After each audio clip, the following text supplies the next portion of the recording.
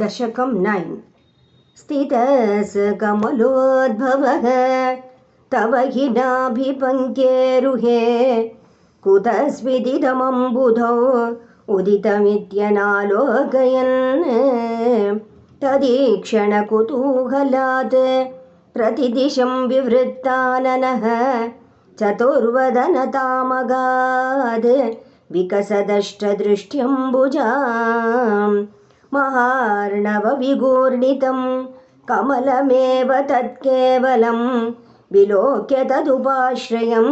तव तनुं तु नालोकयन् क एष कमलोदरे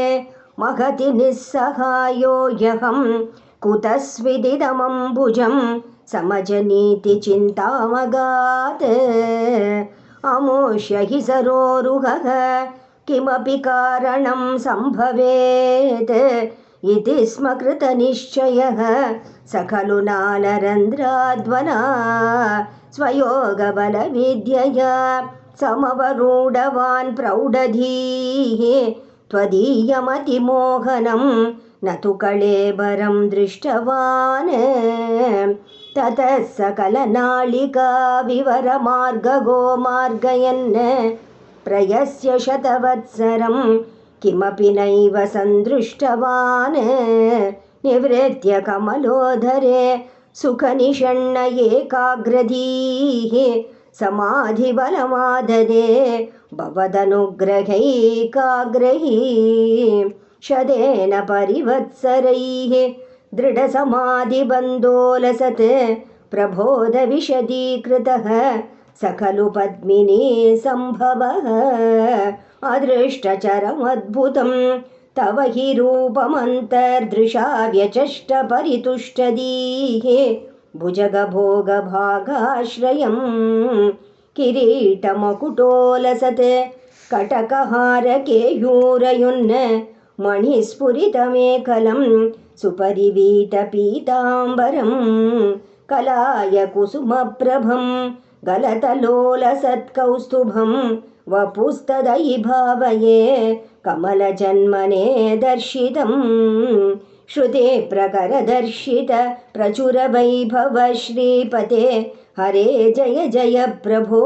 पदमुपैषि दिष्ट्यादृशोः कुरुष्वधियमाशु मे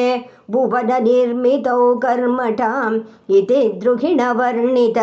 स्वगुणभङ्गिमा पाहि मां लभस्व भुवनत्रयी रचनदक्षतामक्षतां गृहाणवदनुग्रहं कुरु तपश्च भूयो विधे भवत्वखिल साधनी मयि च भक्तिरत्युत्कटेत् उदीर्य गिरमाददाः मुदितचेतसं वेदसं शतं कृततपास्ततः स खलु दिव्यसंवत्सरान् अवाप्य च तपोबलं मतिबलं च पूर्वादिकम् उदीक्ष्य किल कम्पितं पयसि पङ्कजं वायुना भवद्बलविजृम्भितः पवनपातसी पीतवान् तवैव कृपया पुनः सरसिजेन तेनैव सह